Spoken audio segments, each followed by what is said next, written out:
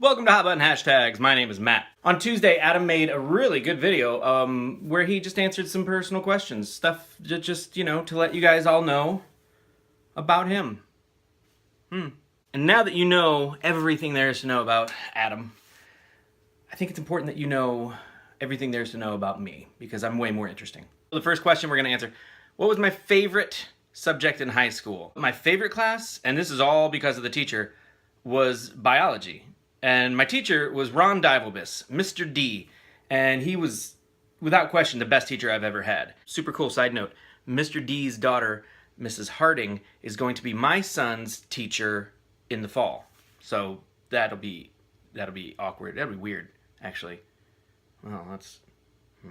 Second question, do I prefer cats or dogs? I like cats.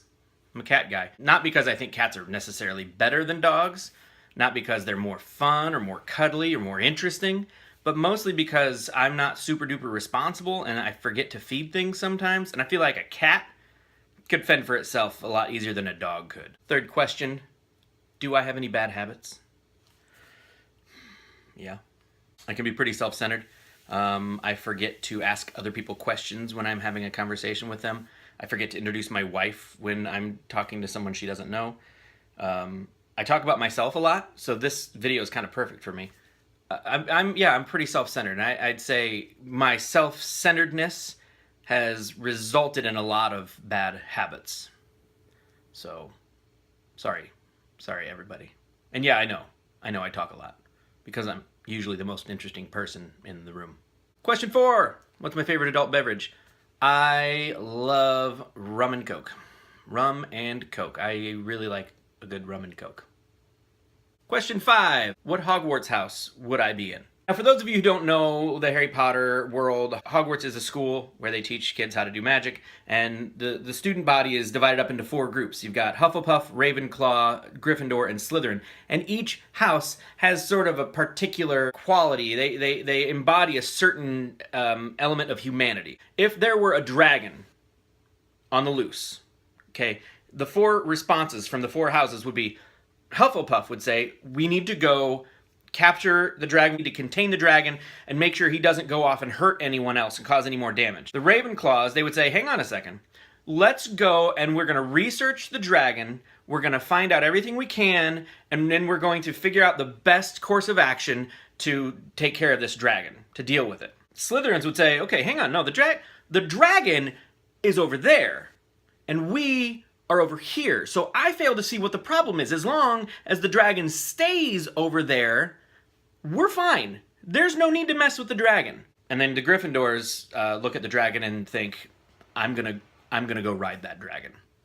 Like Adam said on Tuesday, he went to Pottermore and got sorted properly. I also went to Pottermore and was sorted. And I, too, was sorted into Gryffindor. However, it gave me the choice. I could choose between Gryffindor and Slytherin. So naturally I fall into the house that doesn't consider consequences, which is, yeah, that's pretty accurate, actually. Question 6, do I prefer mowing the grass or shoveling the snow? I actually prefer shoveling snow. I love shoveling snow. You get out there, it's quiet, there's no one else around, it's peaceful, you can see a definite, progression of your effort. It's wonderful, and it's hard to screw up, too. You know, if your yard looks crappy, your neighbors complain, but if your driveway looks crappy, nobody says a word unless they fall. And then you get a letter from a lawyer.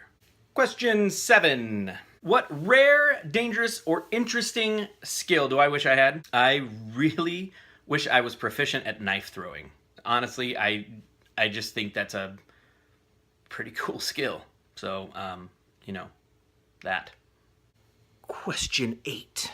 If a sandwich were named after me, what would be the ingredients of that sandwich? I would be probably a peanut butter, pineapple, and black olive sandwich. Hear me out. It sounds disgusting, and at first glance, you don't want anything to do with it. Then you take a bite, and you're surprised that it's not as bad as you thought. In fact, it kind of grows on you. And then when you go to take another bite, you realize, no, I'm done. I'm over it. And our final question, which we call question 9. Who would win in a fight, Gary Busey or Nick Nolte? They're roughly the same age. Nick Nolte is 75 years old. Gary Busey is 73 years old.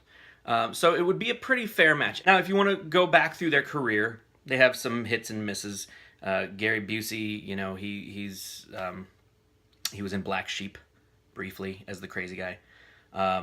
Nick Nolte, he was in the Spiderwick Chronicles as the villain Mulgarath, and then he was eaten by Seth Rogen. It's a terrible way to go. They both, interestingly enough, starred in an episode of Gunsmoke, an old Western TV show back in the day. They both voiced dogs in sort of poorly received sequels to children's movies. And the dogs, in both movies, they were named Butch. Interesting, huh? The crucial question to ask in any scenario like this is, what were they doing in 1987? And the answer is this. Gary Busey was in a little film called Lethal Weapon. Nick Nolte was in Three Fugitives with Martin Short and some girl that nobody remembers. She's probably on drugs now. Adam, you're right. Crazy Trump's drunk any day of the week. So, I'm sorry. Gary Busey wins the fist fight. Thank you so much for watching. If you guys have any other questions or comments, feel free to ask. And we would love to make more videos about ourselves, because that's really what the internet's about, isn't it? Just talking about yourself, you know, narcissism, and yeah.